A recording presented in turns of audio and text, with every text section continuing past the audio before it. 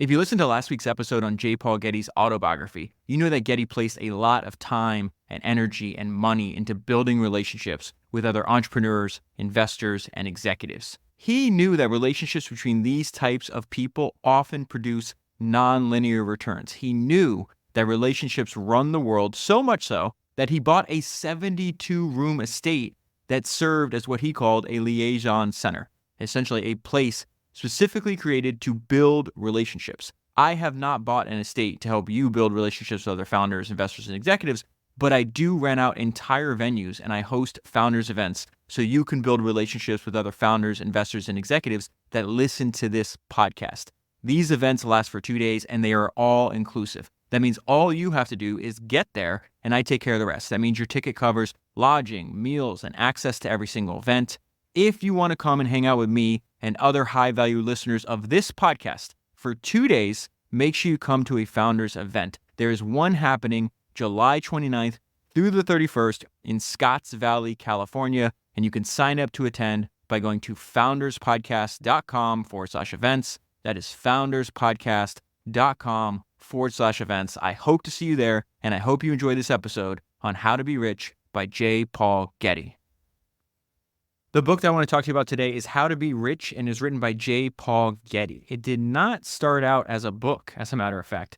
The book that I'm holding in my hand was first published over 60 years ago, but it started out because the founder of Playboy magazine, Hugh Hefner, approached J. Paul Getty in the 1960s, and he asked him to write a series of columns. So J. Paul Getty wound up writing over 5 years, 19 different essays with the goal of transferring and educating, basically transferring his experience and the knowledge that J. Paul Getty had about building businesses to the next generation, to what he called the younger businessmen of his day. Now, keep in mind, when he's writing these essays, he is 73 years old. So almost everybody else is younger than him. And as such, this book is very different from the autobiography of J. Paul Getty, which I covered last week.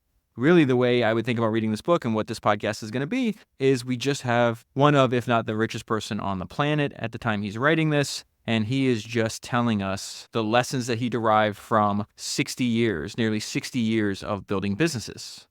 And so I want to jump right into why this is a good use of our time, and then J. Paul Getty tells us why he's doing this. So the first is why this is a good use of our time. My entire adult life has been devoted to building and operating business enterprises, so he knows a thing or two. This is why he's doing this.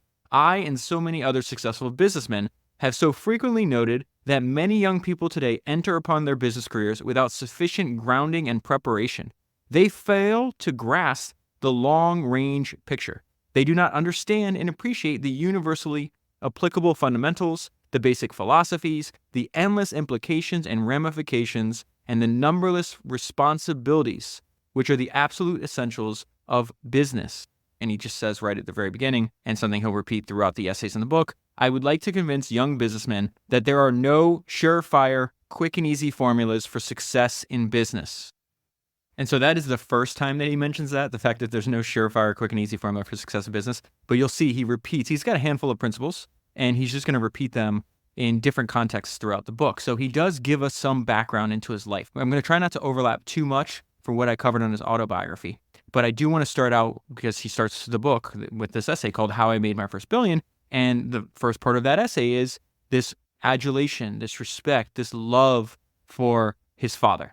His father was his hero. His father was the best man he ever knew. As we saw last week, he credits a lot of his success. He says over and over again in his autobiography, my seat at the table was set for me, and that seat was set by my father. Do not compare me to John D. Rockefeller. Rockefeller is a eagle and I am but a sparrow is the line that he uses in the autobiography. He just has this deep respect for these self-made men. So he talks about this. As the son of a successful oilman, I had been exposed to the virus of oil fever ever since childhood. As you and I talked about in the last episode, one of the best things that George Getty, his father, ever did was expose his son to business at a very young age. He's like 10, 11 years old when he's visiting oil fields. He has all these questions. There's no possible way that a 10 or 11-year-old can possibly understand everything that's going on building an oil business, and any business really, but it constantly stretches his understanding of the world, and then his son is just able to pick up these ideas little by little as he's exposed to more and more. I think it's such a good idea. So it says, my father was a self-made man who had known extreme poverty in his youth, just like Rockefeller, John D. Rockefeller, who obviously was one of Getty's heroes as well. My father had a practically limitless capacity for hard work, and he had an almost uncanny talent for finding oil. And it was interesting what popped to mind when I got to that paragraph. I jotted down on the note to myself, this is just like William Randolph Hearst's father. I have a book. I did William Randolph Hearst's biography, I think 200 episodes ago, something like that. I have a book on the Hearst family dynasty that I will eventually read and turn into the podcast. But there's a lot of similarities now that I think about it between J. Paul Getty and William Randolph Hearst. They were both sons of very successful men. Both of their fathers took an innate interest in developing the talent of their son. Getty's father made his money in oil, and the fact that a lot of people that ran into and met George F. Getty said that he had this, he could essentially smell oil. Well, you can go back and read about George Hearst, which is William Randolph Hearst's father. George Hearst wound up founding this thing called the Homestake Mine. He actually listed it on the stock exchange in 1879. That mine produced gold from 1879 all the way up until 2001. I bring that up because Getty's about to mention the similarities between the gold rush, the California gold rush, and what was happening in Oklahoma about 60 years later. But the similarities between the fathers is anybody that met George F. Getty thought, he could smell oil. He just had this innate capacity to find oil. The same thing was said about George Hearst for gold. In fact, the Native Americans in the area where he was mining for gold gave George Hearst a nickname, and they called him the boy that the earth talks to. And so J. Paul Getty tells us what the oil industry was like when he was introduced to it. He says the atmosphere was identical to that which historians describe as prevailing in the California gold fields during the 1849 gold rush. In Oklahoma, the fever was to find oil, not gold, and it was an epidemic. And so after college, Getty starts up his own oil company. He tells about how this came to be. My father rejected any ideas that a successful man's son should be given money as a gift after he was old enough to earn his own living. My father did finance some of my early operations, but it was solely on a 70-30% basis. So what that means is his dad put up the money to buy the leases and the equipment. He says, if you find any oil, I get 70% of the profits since I'm financing the entire thing, and you get 30%. And the difference between the beginning of his father's oil career and his own is his father was immediately successful. I think it's something like the first 40 out of the first 43 wells that he drilled, 42 of them came back producers. Getty had like a year when nothing was happening. And he's like, well, I can't quit now. And he believed he couldn't quit because he says, wildcatting was in my blood. And he talks about this little small business that he starts that is going to eventually make him one of the richest people in the world. He says, at this point, I acted as my own geologist, legal advisor, drilling superintendent, explosives expert, and as roughneck and roustabout. I operated in much the same manner as most other wildcatters at this time, with one important exception. Now, this is fascinating. In those days, the science of petroleum geology had not yet gained very wide acceptance in the oil fields. Many oilmen sneered openly at the idea that some damn bookworm could help them find oil. I was among the few who believed in geology. I studied the subject avidly at every opportunity and applied what I learned to my operations. And so then he's going to describe the difference between like the wildcatters. So think of the wildcatters as the startups and then these entrenched bureaucratic oil companies. So something he's going to repeat over and over again in giving different sets of advice is the danger to become standardized, to become bureaucratic. And so even though he's writing about his very early days in business 50 years after it happened, there's these initial principles that he still adheres to, even when his business is much larger, much more complex, worth billions compared to $1 million, which is what he's going to make right now. And he says, we all faced heavy competition and opposition from major oil firms. He's going to tell several stories throughout the book about how they do not play fairly, to say the least, and how he solved some of these problems. Some of these huge companies did not always abide by the rules when they engaged in legal or financial infighting to smother an independent wildcatter. This wound up being a good thing for Getty because it made him develop skills that he needed to survive. I'm reading about these techniques that he needs to develop to survive this opposition from these giant oil companies, and I'm thinking about Michael Jordan, the multiple episodes I've done on Michael Jordan. If you listen to episode 212, which is like this 700-page biography of Michael Jordan that I read, in that book, it talks about the fact that he could not get past, for several years, could not get past the Detroit Pistons. They were in his way to win a championship. He could not get past them in the playoffs, and he constantly had to adapt and change his game, his body, his training methods, his practice habits to overcome that obstacle. But on the other side of that obstacle, now he has a skill set that he would not have had if he didn't have that obstacle or that problem to begin with. The exact same thing is happening here. Wildcatters developed traits and techniques which enabled them to stay in business. We became flexible, adaptable, and versatile, adept at improvisation and innovation, if for no other reason than because we had to. We had to in order to survive. The big companies employed vast numbers of specialists and consultants. They housed them in large and expensive offices. The Wildcatters found our experts among the hard-bitten veteran oil field workers. We did our own administrative and paperwork, keeping both to a minimum. As for our offices, these more often than not traveled with us in our mud-covered automobiles. We drove from one drilling site to another. So we are still in his essay, the first essay, called How I Made My First Billion, and he's going to talk about how a major oil company or a collection of major oil companies are trying to squeeze him, and how one other major oil company winds up helping him. And so he has a collection of wells that he's drilling, and each well right now is bringing in thousands of barrels of oil a day. And all of a sudden, he cannot find a buyer for his crude production. He goes to all the firms, and they refuse to deal with him. And this is when he realizes, oh, this is a giant oil company that's trying to squeeze me because they want to buy my wells for discounted price. The motives behind this boycott became clear when I received several calls from brokers offering to buy the lease at a very low price. The brokers refused to name the principals they represented. By then, I was an old hand in the petroleum industries. I recognized all the classic signs indicating a well-organized squeeze play. Certain interests wanted my lease. Either I sold out at a ridiculously low price, or I'd be left without any market for the oil produced by the wells on the property. Unable to sell my oil, I had to find some way to store it. And so that is the first counter move he makes. He's like, okay, no one will buy this oil. I'm not going to shut down the wells. I will lease storage tanks, and I will store the oil until I can solve the problem and find a buyer. But he knows the clock is ticking, and he says, when the tanks are topped off, I would have no choice but to shut down my operation entirely. And the next thing he does is really smart. Go straight to the top. He goes to the ultimate decision maker. Now, keep in mind, he still doesn't know who's trying to squeeze him. And so at this point, the largest oil company is Shell Oil. And so he goes and makes an appointment with the Shell's company president, Sir George Leigh Jones.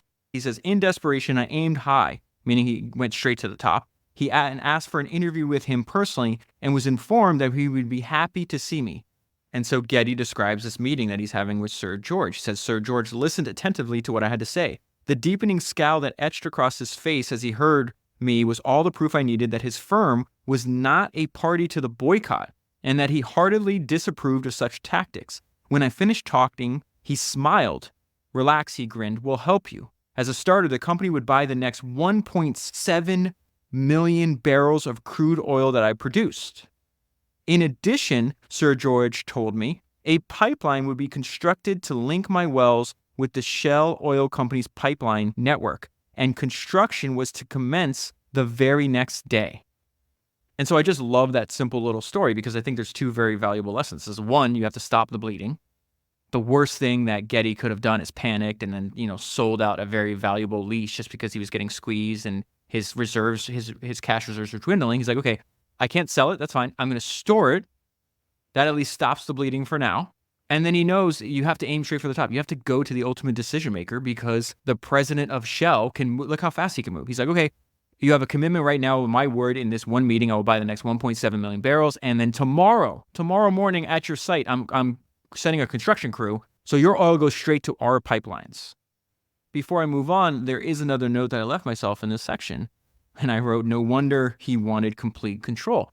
It is very obvious if you read J. Paul Getty's autobiography. What did he do during and after the Depression? He's like, I'm not just going to be drilling wells. I'm going to build a vertically integrated oil company. I'm going to be in complete control of my entire business. And there's many examples in this book. There's many examples in the autobiography by J. Paul Getty where he is constantly disappointed by relying on what's going on in the other guy's shop. And so at this point in his life, he doesn't have pipelines. He doesn't have his own refineries. He doesn't have his super tankers, but he's going to get them. And I can't help but think experiences like this heavily influenced him in that direction. And so that is the next part that I want to skip to because he talks about the fact that his father dies and it's the Great Depression is happening. And all of his advisors, he's still a young man, all of his advisors are saying, hey, we need to liquidate everything now. It says, many advise me, liquidate everything to sell out not only my father's holdings, but my own firms and interests as well. The business situation can only get worse, they predicted. The economy is going to disintegrate completely, they said. I didn't see things that way at all. This is so miraculous that he goes in the exact opposite. So you have the consensus is, this is the end of the world. Sell now. At least you can convert some of your assets, even if they're, at pennies on the dollar, into actual cash. And when I get to this section and when he starts talking, it's like, you know what? Actually, I began to envision a completely integrated and self-contained oil business, just like John D. Rockefeller. And just as it was remarkable, the fact that John D. Rockefeller did that in the very beginning of the oil industry, right? He got in right at the very beginning. When they first discovered oil in Pennsylvania, everybody thought, oh, this is the only place it's going to be. This is going to be a quick buck, and this entire industry is going to disintegrate, right? And Rockefeller did not believe that. He believed that it was enduring. And we see that Getty has faith in this idea. And I want to really pause here because now that I've read his autobiography, I've read this book, this is one of the most important turning points in his entire life. Think about this, like this decision that he's making as a young man in 1930. Okay, what path before you, Getty? What do you want to do? On the left-hand side, we got, hey, we're going to sell everything. The world is ending, but at least we'll have a little bit of money. The right is I'm going to double down. I'm going to make this my life's work. I'm not only not going to sell my oil wells, I'm going to invest more money in this. This is no different than when Steve Jobs said in that commencement address that you can't connect the dots looking forward. You can only connect the dots looking backwards. So you have to trust in something. You have to trust in your gut, destiny, life, karma, whatever. But what Rockefeller knew, what Getty knew, what Steve Jobs knew, you have to put your faith in something. The future is always unknown. And so he says, in business, it is never easy to go against the beliefs and attitudes held by the majority. This is exactly what he's doing at this point in his life. The businessman who moves counter to the tide of prevailing opinion must expect to be obstructed, derided, and damned. And it's one thing to say for his competitors or people in the media or people he doesn't know to doubt him.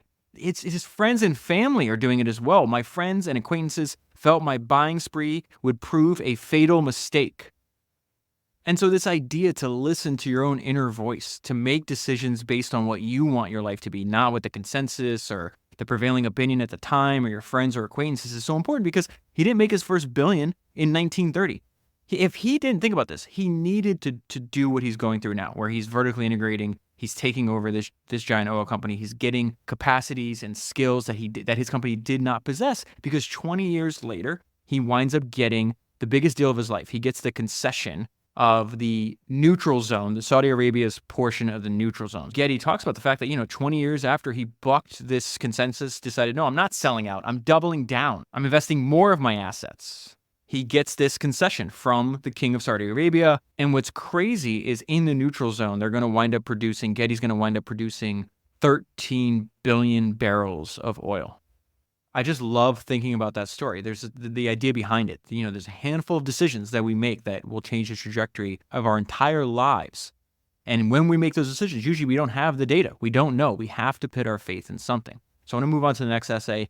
And really the next essay, to me, it talks about the fact that optimism is a moral duty. And he's writing to the young businessmen of that day. And so many of them are saying, there's no more opportunity. This is 1965.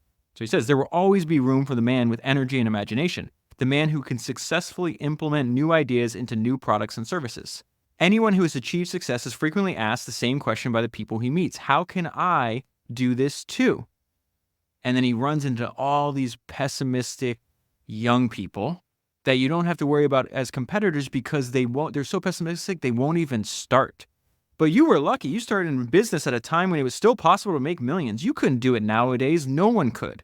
I never cease to be astounded by the prevalence of this negative and totally erroneous attitude among supposedly intelligent people. So something that I picked up over and over again. I think the single best description of what a business is I've ever heard, I read several years ago. It actually came from Richard Branson. And he says that a business is just an idea that makes someone else's life better. And I think that's such an important thing to remember because not just for the statement, I do think that's a statement of fact, but the reason that there will always be unlimited opportunity is because there's unlimited ways to make other people's lives better. So the reason that there's always unlimited opportunity is because a business is just an idea that makes somebody else's life better. And there's always ways to make other people's lives better. So imagine being this negative, pessimistic young person in 1965. The name of this essay is You Can Make a Million Today. And their response is, no, you can't. And one of the most remarkable things about reading books, they're 60, 70 years old, 400 years old, is you just see people say the same things over and over again. And so he's going to talk about some of the reasons that these people say, no, you can't do this today. You got in right at the right time, but that time has passed. So he says, I consider myself neither a prophet nor an economist nor a political scientist. I speak simply as a practical working businessman. I believe the outlook for business is good and that it will become even better as time goes on. We can see from our vantage point that prediction was accurate, right? I feel that American businessmen have ample reasons to be optimistic about their prospects and profits for years and even decades to come. He's also true about that. He was also right about that, rather. I say this fully aware that in some American business circles, it has long been fashionable to bemoan a lack of opportunity. And so what he means by that is all this list of excuses about what's happening now, and these are impossible problems for the businessmen of today to overcome. So it talks about high taxation, excessive labor costs, unfair foreign competition, creeping socialism. And his response to this is also another benefit of reading this book. In his autobiography, J. Paul Getty is going to hold the reader, hold you and I, to a high standard. He does not like excuses. I said last week his favorite saying was the sign that was on Harry Truman's desk, the buck stops here. It's clear that Getty believes in extreme ownership. So this is what he says. To my way of thinking, all of this is sheer nonsense. The complaints are merely convenient alibis for the unimaginative, the incompetent, the nearsighted and narrow-minded, and the lazy. I can't see any validity to the arguments advanced by the pessimist and the defeatist. But then, calamity howlers have always been with us, chanting one dismal and discouraging chorus or another. Again, something he repeats over and over again. He is a voracious reader of history. And just like in Getty's day, just like before Getty's day, just like in the day that you and I occupy, you're always going to have the pessimists, the defeatists. They're always chanting one dismal and discouraging excuse or another. And so the way I think about what Getty is teaching us right now is that optimism is a moral duty and that pessimism aborts opportunities. This is what he says. There are always opportunities through which businessmen can profit if they will only recognize and seize them. The last things that American business needs are complaints, alibis, and defeatist philosophies. What American business does need, and in an ever-increasing numbers, and I believe this with my whole heart, by the way, not just American business, but business all over the world, does need, and in an ever-increasing numbers, are young businessmen who are willing and able to assume the responsibilities of progressive, vigorous, industrial, and commercial leadership. The rewards awaiting such men are practically limitless. Many young, highly qualified young applicants give up before they start. And so then Getty has advice for young entrepreneurs that don't give in to pessimism, don't give in to defeatism, and actually try to seize opportunities. And so he actually starts out by quoting Harry Truman. He says, Harry Truman said, I studied the lives of great men and famous women, and I found that the men and women who got to the top were those who did the jobs they had in hand, with everything they had, with energy and enthusiasm and hard work. And so when I got to that line that says those who got to the top were those who did the jobs they had in hand with everything they had, it made me think of something that Charlie Munger would repeat. He said that him and Buffett believed in Carlyle's prescription. And Munger said that 98% of our attention was devoted to the task at hand. We are believers in Carlyle's prescription, and then he defines it, that the job a man is to do is the job at hand and not see what lies dimly in the distance. Back to Getty, there are absolutely no safe or surefire formulas for achieving success in business. I believe that there are some fundamental rules to the game which, if followed, will tip the odds for success in your favor. These are rules which I've applied and which every millionaire businessman with whom I am acquainted has also followed. And so he actually makes a list. There's 10 different things. Number 1, choose a field which he knows and understands. So figure out where your circle of competence is. Number 2, you should never lose sight of the central aim for all businesses, which is to produce more and better goods to more people. Number 3, a sense of thrift is essential for success in business. The businessman must discipline himself to practice economy wherever possible. Number 4, always be on guard against the temptation to overexpand or launch expansion programs blindly. Forced growth can be fatal to any business, new or old. I got to repeat that. Forced growth can be fatal to any business, new or old. There's a great line from David Packard, the founder of HP, where he says that more companies die from indigestion than starvation. And I think that's exactly what Getty's getting to there for number 4. Number 5, a businessman must run his own business. He cannot expect his employees to think or do as well as he can. He must maintain close and constant supervision over the entire business. Number 6, the businessman must be constantly alert for new ways to improve his products and services and increase his production and sales. So really what he's saying there is you should invest in technology.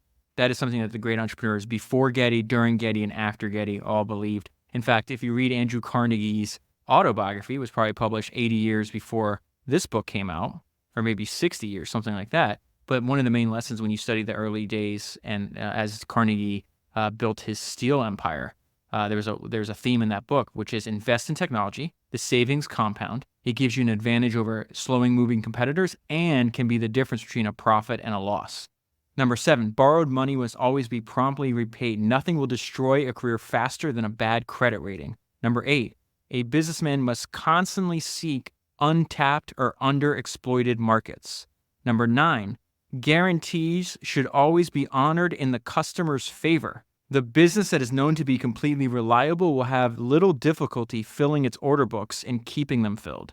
And number 10, no matter how many millions an individual amasses, if he is in business, he must always consider his wealth as a means for improving living conditions everywhere. And number 10 is just a lesson that his father taught him. The fact that, don't just sit on a bunch of gold coins like your Scrooge McDuck. You have more money than you'll ever need. Reinvest that into making more products and services that make other people's lives better. So then I want to skip ahead. He has an essay called The Millionaire Mentality. There's a lot of these ideas in here that I've picked up on reading these books, reading these biographies, and I call this founder mentality. But I just want to tell you a quick story that comes from this essay. It's about the importance of incentives and then making sure that you have people, because you don't have to be a founder to have founder mentality, but your top talent should all have founder mentality, or what J. Paul Getty describes as millionaire mentality. And so he goes and he realizes that he's got over 200 different businesses by the time he writes this book. And he talks about this site visit and his top guy running the site. He's like, the guy's got a brain. What's going on here? He's here every day. And yet, as soon as I get here, within an hour, I see a list of things that could be improved. And so he's having this conversation with them. And he says, hey, I only need to spend an hour on one of the sites, and I spot several things that we could do better or cheaper and increase production and profits, I told him. Frankly, I can't understand why you don't see them too. And this is the response. But you own the properties, the superintendent declared. You have a direct personal interest in everything that happens. That's enough to sharpen any man's eyes to ways of saving and thereby making more money. And Getty's response, he's really good with people, actually. He doesn't get angry. He's like, well, I pay you to do a job. Doesn't start yelling at him, doesn't fire him. What does he do? What did Michael Jordan say? Successful people listen. Those that don't listen don't last long. So Getty hears this response. He goes, oh, truth be told, I never thought of it quite in that way before. So he mulled over what this guy George said for a couple of days. He's like, okay, how can I realign our incentives? So George starts thinking like an owner. And so he proposes an idea. He goes back and he says, hey, George, I got an idea. Instead of paying you a salary, I'll give you 1% of the profits. And we can just consider this a test. It's not permanent, but if it works out, you'll make more money. And so what happens is he comes back. He says, I inspected my properties again some 60 days after George Miller took over under this new incentive relationship. I checked the operations minutely, but could find nothing wrong. And the reason Getty is telling that story is because he believes that most of the people in your organization fit into a handful of categories. And so he's going to describe some of the categories. The first category is the entrepreneur. He says, in this first group are those individuals who work best when they work entirely for themselves, when they own and operate their own businesses. Such men do not want to be employed by anyone. Their desire is to be completely independent. They care nothing for the security that a salaried job offers. They want to create their own security. What a great line. They want to create their own security and build their own futures entirely on their own.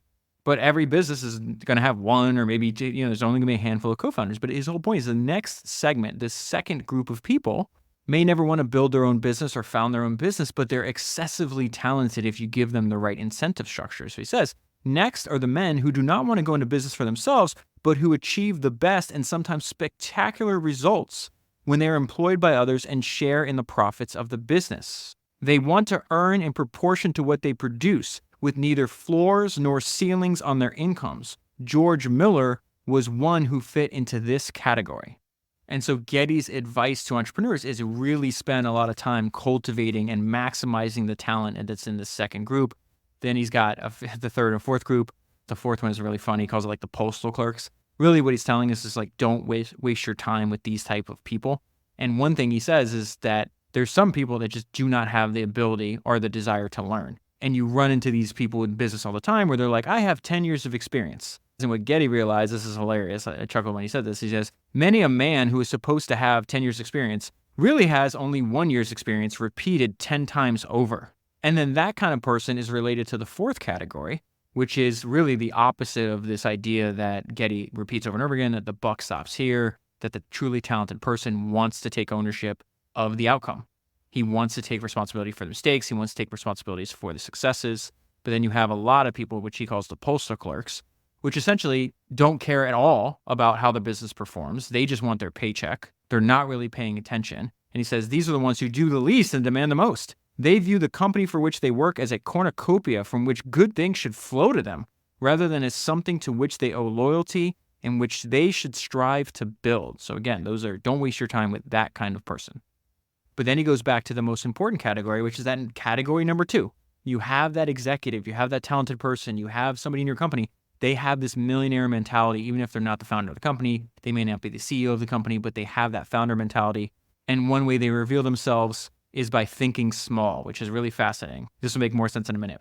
It's more important for the man with the millionaire mentality to be able to think small in the sense that he gives meticulous attention to even the smallest details and misses no opportunity to reduce costs in his business. This is such an important point. What might seem to be penny pinching at one level might be large-scale economy at another. I have an excellent story from Rockefeller's biography, Titan, which will illustrate what he means there. I'll get there in 1 second. The giant that he talks about, this example of a giant U.S. corporation that actually made a study of the contents of the trash baskets, so the waste baskets in its administrative offices. So each night for a week, they actually had a team of workers come in, empty the waste, and then they'd sort out the usable items and the company property, which had actually been tossed into them. So like paper clips, rubber bands, erasers, stuff like that, stuff that could be reused.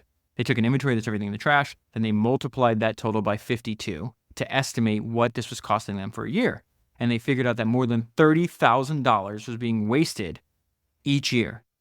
And so then Getty has an example that happened inside of one of his own companies. He says a bright junior executive, this guy had the millionaire mentality, the founder mentality. He devised a shortcut in a production operation which saved half a cent per unit, but added up to a total yearly savings over $25,000, which is remarkable. Is again, this is how they reveal themselves to you, right? This talent is in your organization, and there's clever ways in which they reveal that they are possessed of more talent and drive in the position that they currently have, because this guy winds up saving the company $25,000 a year. That was more than twice of his annual salary. This young man quite definitely has what I term the millionaire mentality. He has the ownership mentality, the founder mentality, right? He is incidentally no longer a junior executive. And so this idea about teaching everybody inside your organization to think small. And so there's a great example in the biography of Rockefeller called Titan, where Rockefeller is thinking small, and I think demonstrates the principle that Getty is trying to teach you and I. And I'm just going to read from Titan. It says, after watching a machine solder caps to the cans, he asked the expert, how many drops of solder do you use on each can? 40, the man replied. Have you ever tried 38? Rockefeller asked. No, I have not. Would you mind having some sealed with 38 and then let me know?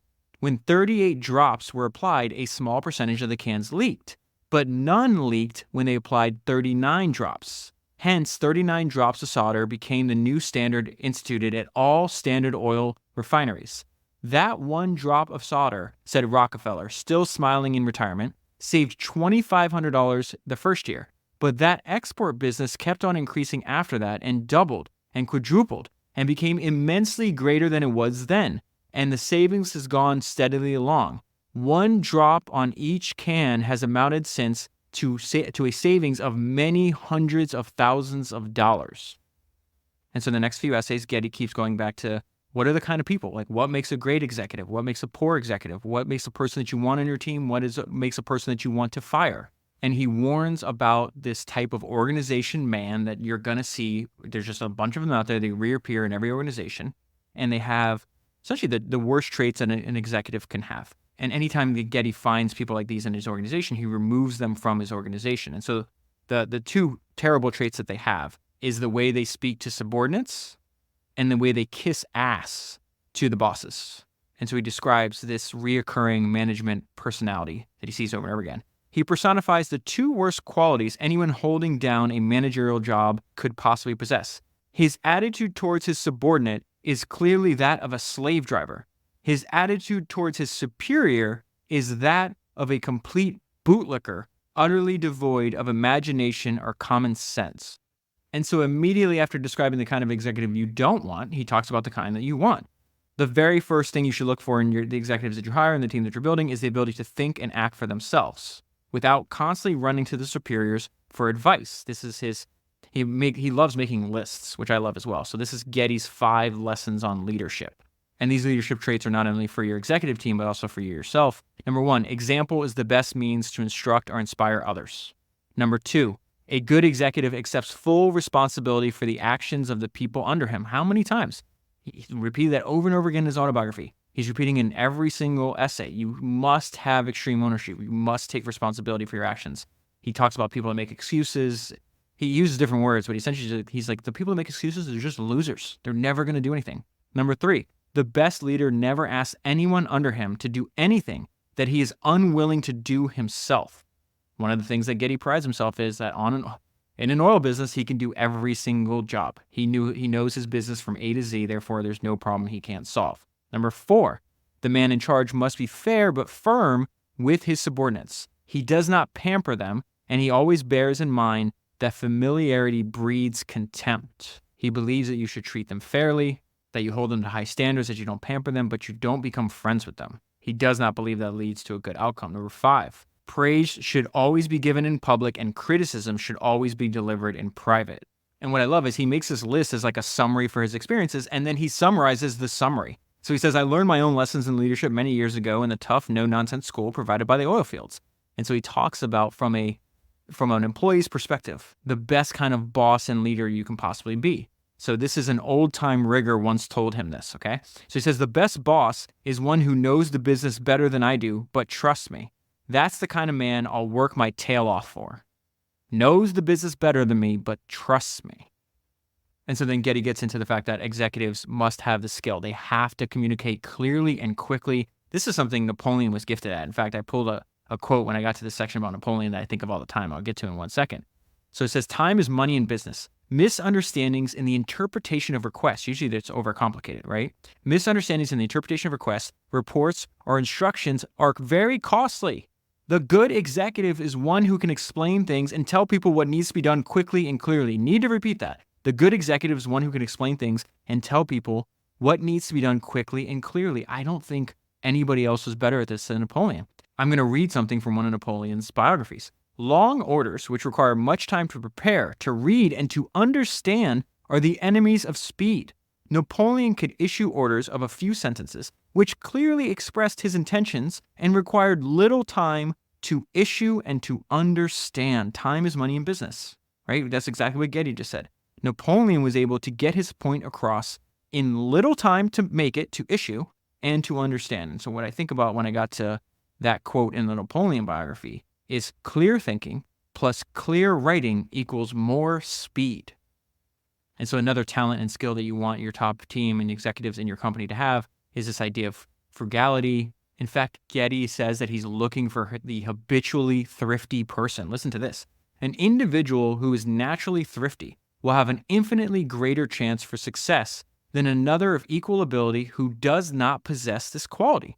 The habitually thrifty person will be able to immediately recognize opportunities for lowering overhead. How many times? We're not even halfway through the book. He's just repeating this over and over again. You've got to watch your costs. You've got to be efficient. The person who has formed thrifty habits will always have a fluid reserve to meet contingencies and carry him through slack periods. In fact, when I got to this section, there's 2 things that popped to my mind that I never forgot. It's fascinating how you can read a book, spend 25 hours reading a book, maybe read 400 or 500 pages, whatever the case is, and just there's maybe a sentence in there that you can read one sentence that you never forget, one paragraph that you never forget. And so immediately what came to mind when I got to this part is there's this book called A Few Lessons from Warren Buffett. It was episode 202. And something Buffett and Munger notice is that there is this being cost conscious, being thrifty. It is habitual. It is a habit. Listen to what he says. Our experience, this is Buffett writing now, our experience has been that the manager of an already high cost operation frequently is uncommonly resourceful in finding new ways to add overhead. He's habituated in adding expenses, while the manager of a tightly run operation usually continues to find additional methods to curtail costs, even when his costs are already well below those of his competitors. Buffett's not the only person that noticed that throughout history. It's not the only sentence where I haven't read the book in years and I still remember. Sam Walton, in his autobiography, says it as plainly as you can possibly say it. You can make a lot of different mistakes and still recover if you run an efficient operation. Or you can be brilliant and still go out of business if you're too inefficient. I love that idea that your brilliance can actually be negated because you're too inefficient. Another thing that can negate brilliance is the fact that you just don't have the right temperament. When something bad happens, you panic, you get scared.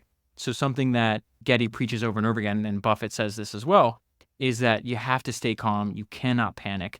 And he was actually getting this advice as a young man from an older businessman. And this is what the older businessman had told him, because problems are obviously inevitable. Trouble, stress, all that is inevitable. And so he says, always think of yourself as a man who has just fallen overboard in the middle of a lake. If you keep your wits about you, you can always swim to shore or at least float until someone fishes you out. But if you lose your head in panic, you're finished. You'll drown. That's very similar to when Buffett says that, ordinary intelligence, not being an absolute moron, like that's table stakes. But if you have at least ordinary intelligence, what then you need to build a successful career in business is you need temperament to control the urges that actually get other people into trouble. And so other people let stress defeat them. Other people start to panic. Other people are incapable of staying calm and making the right decision. And we already saw that Getty developed that talent earlier in life when he was talking about the fact that imagine being a young man with not a lot of resources. You think you hit pay dirt, you have all these wells producing thousands of barrels of oil today, and then suddenly one of your unknown and unnamed big competitors completely squeezes you and cuts off all your ability to sell your oil. What they wanted Getty to do was the opposite of what he did. They didn't expect him to stay calm. They wanted him to panic and then fire sell his very valuable assets to them. And he didn't. He had the right temperament to control the urges that get other people into trouble. And so I've skipped ahead to another essay that's called Business Blunders and Booby Traps. And he's just recounting a bunch of these reoccurring mistakes and problems that you're likely to run into. And so not only is this section great writing, but it reinforces two of his principles. That one, you need to be where the work is happening. And two, get rid of the bureaucracy, get rid of the paper shuffling. No work about work, just work. No work about work, just work. And he's noticing, because you have this rise in all these business school graduates, that they're just building paper empires, and he hates it. The writing is hilarious. Young men generally start out in the business world today as strictly disciplined and passively obedient to some pagan cult. By the time they leave college, where they receive over-specialized educations, they are virtually sacrificed to the organization. Organization is capitalized and put in quotations, right? So that's the head of this pagan cult. And they are dedicated to serving the complex rituals of writing memos and buck passing. They are and remain forever cloistered from the unanointed laity of the rank and file production workers. Procedural rules are their most honored fetishes. They are conditioned to meet periodically in a solemn conclave and pore over the esoterica of statistical tables and committee reports. They are far removed from the harsh, mundane realities of commerce. I made my first $1 million in the front seat of a battered, second-hand Model T Ford. This Model T served as my executive office and field headquarters, and sometimes even as my bedroom. Almost every other wildcatter operated in much the same manner. He had no fixed hours, no 5-day work week. He had to be his own promoter, his own geologist, legal advisor, explosives expert, drilling superintendent, and jack of all trades. Most of his time was spent in the field, working alongside his men. We wildcatters eliminated all unnecessary administrative overhead expenses in our operations. We familiarized ourselves, so he's comparing and contrasting with the business education that these young guys had, which he finds relatively useless, to the business education that he got actually working. We familiarized ourselves thoroughly with all aspects of our business and kept all of our costs down by exercising unceasing and vigilant supervision over every phase of our business. Years ago, businessmen automatically kept administrative overhead to an absolute minimum. The present day trend is in exactly the opposite direction. The modern business mania is to build greater and ever greater paper shuffling empires. I still believe that the less overhead there is in a business, the better. And he's not done. He does not hold any punches here. This reminds me a lot of Les Schwab. Highly recommend reading Les Schwab's autobiography if you can get your hands on one. Charlie Munger recommended multiple times reading that book. And at the very minimum, just listen to the episode I did on Les Schwab, which is episode 330. Getty sounds a lot like Schwab, and Schwab sounds a lot like Getty. And so Getty's going for it here. He says, any executive can do much better job if he peels off his business suit once in a while, climbs into a set of overalls, and gets his hands dirty down in the plant. The vice president in charge of purchasing, who has fed the raw materials he buys into a processing vat or a molding oven, can do a much better job of purchasing. He can often learn more by listening to the conversation of a few production workers for an hour than he can by reading 10,000 specification sheets. Advertising and sales managers who have operated a lathe or a punch press and have actually made a component of the product about which they advertise will be much more convincing and successful in their sales campaigns. The employee relations expert will have a much clearer and better understanding of employee problems in psychology if he spends more time among the employees and less in his paneled office dreaming up new morale-building gimmicks. If you have a business, make sure you're the one who's running it. If you don't want to accept the headaches of being the boss, then either close the business down or sell it to someone who will accept the responsibilities. And then, of course, he ends the essay with a list of history's greatest entrepreneurs that he studied that did exactly that. They accepted the responsibilities. They paid attention. They were where the work happens. He talks about Andrew Mellon. He talks about Andrew Carnegie. He talks about Henry Ford. He talks about George Hartford. He talks about Samuel Kress. He talks about John D. Rockefeller. In Getty's mind is all the information that he learned from reading and studying the great entrepreneurs of the past, so then he could use it in building his own company. Getty's a perfect illustration of that line that's in Poor Charlie's Almanac, the fact that there's ideas worth billions. And in Getty's life and career, that is literally true. And there's ideas worth billions in a $30 history book. And one of the things I love about Getty is that he's got this deep historical knowledge. He reads voraciously on a topic, but then he has common sense that he learned in just dealing with normal workers and being where the work is done. And you just see that he uses a lot of what I would call common sense and psychology and indirection to get his point across without harming his relationship with his employees. He's really, really good at that. In fact, I love his definition of how he thinks about management. He says the primary function of management is to obtain results through people. The primary function of management is to obtain results through people. And so he gives a great example of how he does this. And again, it's like how to win friends and influence people. He understood how to influence and to build relationships with his subordinates, with people that work for him. And so he talks about in one of his companies that employee morale was sagging, and he soon found out why. He said several executives had gotten into their heads that they could arrive for work anywhere from 30 minutes to an hour late each morning. Naturally, this did not set very well with the rank and file workers who were required to punch time clocks and were docked pay if they were tardy. I've always felt that bad management psychology is best countered by forcefully positive applied psychology. Listen to what he does here. It's very fascinating. I did not waste time issuing threats of disciplinary action.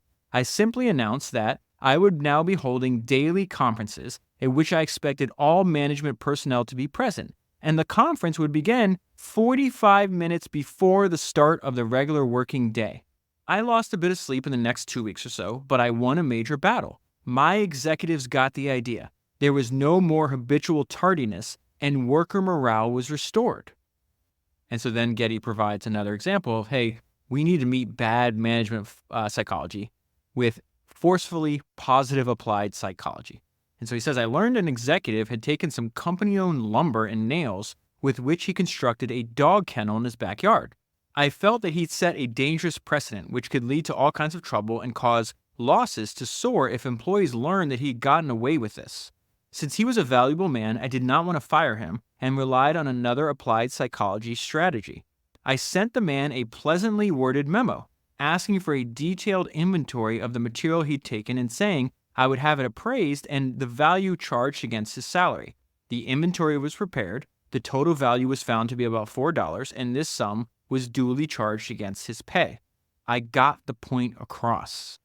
This message spread throughout the company, and the workers, realizing that not even executives could get away with appropriating company property, took the lesson to heart themselves. And something that reappears throughout this book, it also is mentioned multiple times in his autobiography, that he's really helped out, not only like building, mentors in historical context by voraciously reading history, but there's all these like older businessmen that help him out throughout his entire career. And he learns a very valuable lesson on business leadership from an older, more successful businessman. And it is related to this idea that, you have to stay calm, you don't panic, and that business is problem. So the best companies are just effective problem-solving machines. I remember learning as a youth an invaluable lesson from a man who even then had extensive business holdings and who would later become one of America's wealthiest industrialists. I ran into him one day in the lobby of a Chicago hotel. "How are things going?" I asked him. "Not good. Terrible, in fact," he replied with a smile. "One of my companies has been shoved into a tight corner by the competition, another is operating in the red, and a third doesn't have the cash to meet its short-term debts that fall due this month." So a young Getty's like, "What the hell are you smiling about? What's happening?" And Getty asked him, you're not acting like you're worried. What's going on? "Hell, Paul, I'm not the least bit worried," he answered. "To tell you the truth, I needed something like this to get me up on my toes. Everything has been going entirely too smoothly for far too long. An occasional crisis is good for a businessman. There's no better exercise for him than to have a few messes to clean up every now and then." And this is the punchline. The perfect business does not exist. The perfect business does not exist. Snags, difficulties, and crisis crop up in every business. The truly great leader views reverses calmly and coolly. He is fully aware that they are bound to occur occasionally, and he refuses to be unnerved by them. And so as you and I discussed when we went over J. Paul Getty's autobiography, he never retired. He worked until the day he died. And one of the reasons I think, in addition to him being completely obsessed and a workaholic and just completely dedicated to what he was doing, I really think that he believed that you should treat your business as like this living, breathing, constantly changing thing. And so there's one paragraph that really illustrates his management style and the way he ran his business. The concept that any status quo is perfect and permanent, that one must under no circumstances raise questions, voice doubts, or seek improvements, can only produce complacency, then stagnation, and finally collapse. There is always something wrong everywhere. And all throughout these essays and throughout the entire book, he's constantly giving advice on how he views the accumulation of assets, of you want to be investing and not a speculator, you don't want to interrupt the compounding. Really, the entire book, he's just teaching us that it's all about the long term, that you should keep a fortress of cash, you should reinvest in your business, use debt sparingly, and doing so will help you survive to reap long-term benefits. And this becomes increasingly valuable because it goes against human nature. Most people come up to him and they're like, "Hey, you're rich. How do I get rich but faster?"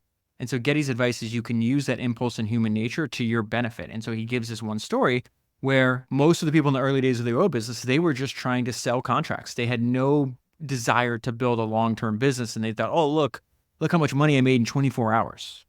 And so Getty tells this story about a guy who bought an oil lease for $4,000. 24 hours later, he sells it to Getty for $8,000. He's like, look how much money I made. I made $4,000 in 24 hours. And Getty's like, "Yeah, but over the next 12 years, I made $800,000 on that lease." All the money is in the long term. You want to own, not trade. He tells this hilarious story about there's this huge real estate bubble in Miami in the 1920s. In fact, there's a book written about it that my friend Jason Buck gave me called Bubble in the Sun. I'll eventually make an episode about it. But Getty shares an anecdote from this time period where this realtor brings this client out and he shows him this piece of useless swampland. And the client says, "You're crazy. No one could ever build anything on this land. It's worthless." "So what?" the realtor replied. "Land down here ain't for owning, it's for trading." And Getty's point is you want to own, not trade. And so I believe embedded in these stories about the fact that human nature will lead you astray. It's why most people don't build wealth. You have to resist the pull to conform. You have to resist the pull to imitate the people around you. He has an entire essay called The Homogenized Man, which is just this wave after wave of sameness that he sees of these young people coming into business. And it contrasts nicely with one of his last essays, which is The Art of Individuality. But Getty has an incredible ending to this essay that really hammers the point of why it's so dangerous to become standardized, to become homogenized. He says, resist the temptation to force yourself into the pattern of the structured man. One needs only to remember that a groove may be safe, but that as time wears away at it, the groove first becomes a rut and then finally a grave. And so if you go back to the title of the book, How to Be Rich, one of the keys is difference. One of the keys is rejecting what Getty calls the cult of conformity. The successful entrepreneur, the leader, the innovator is the exceptional man. He is not a conformist, except in his adherence to his own ideals and his own beliefs. You will find the conformist, the organization man, in an ever-increasing number in the business world today. He believes that conformity is essential for success in his career. One of these types was complaining to me that he wasn't getting ahead fast enough and asked me if I could offer any advice.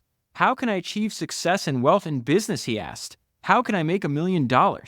I can't give you any surefire formulas, I replied, but I'm certain of one thing. You'll go much farther if you stop trying to look and act and think like everyone else. The conformist only demonstrates that he is unimaginative, unenterprising, and mediocre. In contrast, the successful businessman's non-conformity is most obvious and evident in the manner and methods of his business operations and activities. These will be unorthodox in the sense that they are radically unlike those of his less imaginative and less successful competitors. Often, his innate impatience with the futility of superficial conventions and dogma of all kinds will manifest itself in varying degrees of personal eccentricity. And so he lists examples of other great entrepreneurs that he studies that had these traits. He talks about John D. Rockefeller. He talks about Howard Hughes. He talks about Bernard Baruch. He talks about Conrad Hilton. He says the people that fall into conformity, they make a massive mistake. They fall prey to a fundamental fallacy, the notion that the majority is automatically and invariably right. Such is hardly the case. The majority is by no means omniscient just because it is the majority. In fact, this is an incredible line. In fact, I found that the line which divides majority opinion from mass hysteria is often so fine as to be virtually invisible. The note I jotted down, this is a note to myself. Think for yourself. Don't look around. Look in. Don't look around, look in. The truly successful businessman is essentially a dissenter, a rebel who is seldom, if ever, satisfied with the status quo.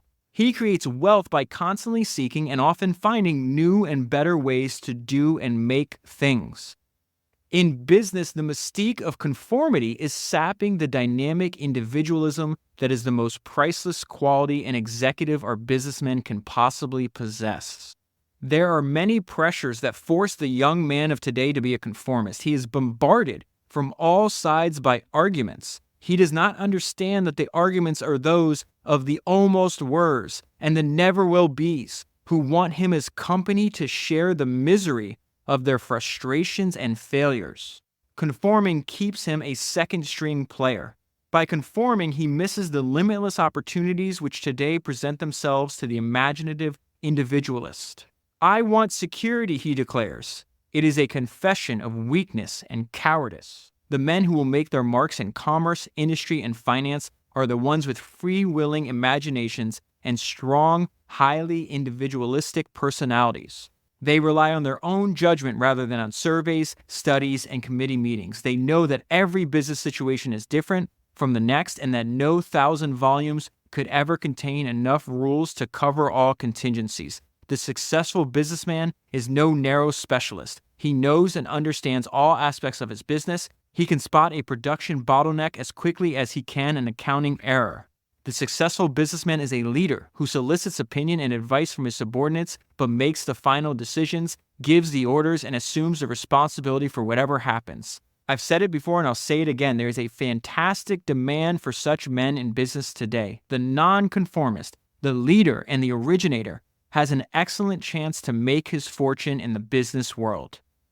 To be truly rich, a man must live by his own values. It has always been my contention that an individual who can be relied upon to be himself and to not conform and to be honest unto himself can be relied upon in every other way. He places value on himself and his principles, and that, in the final analysis, is the measure of the true worth of any man.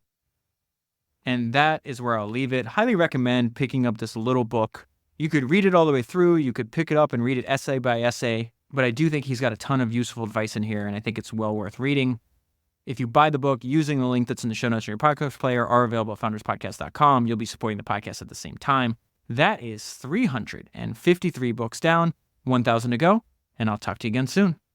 So real quick, I want to tell you about this tool that I built that if J. Paul Getty was alive, I know he would subscribe to, because not only in this book on how to be rich, but also in his autobiography, he's constantly referencing, you heard him say it, Rockefeller, Conrad Hilton, Andrew Carnegie, Henry Ford, Andrew Mellon. He is constantly referencing the fact that he studied these people, that he downloaded into his brain the ideas that they used to build their business that he could use to build his business. So after reading the 2 books that Getty wrote, it's obvious that if he was alive, I believe that he would subscribe to Founder's Notes. Because Charlie Munger said that learning from history is a form of leverage, and Founder's Notes gives you the superpower to do this on demand. And when I tell you that years and years of my life has gone into making this tool, that is not an exaggeration. Since 2018, I've been inputting all of my notes and highlights for every book that I've ever read for this podcast into this app called Readwise. For years, I've been posting about Readwise on social media. I've mentioned Readwise on past episodes of this podcast. I would talk about Readwise when I was interviewed on other podcasts. But for years, I was the only one that had access to this tool. And so last year, I approached Tristan, who's one of the founders of Readwise. I had built a relationship with Tristan previously. And I said, hey, can we build a tool together? Because for years, people have been asking if they could have access to my Readwise. And so is there a way we can build a product that allows other people to see what I see? Because I think that would be tremendously valuable. And the result is that you now have access and the ability to this giant searchable database of the collective knowledge of history's greatest entrepreneurs. So there are 2 primary ways in which I use Founder's Notes, and both of these features I think will be excessively valuable for you. The first is keyword search. So any topic that I'm thinking about, any topic that I need help on, any topic that I want to know more about, I just search that topic into the search bar.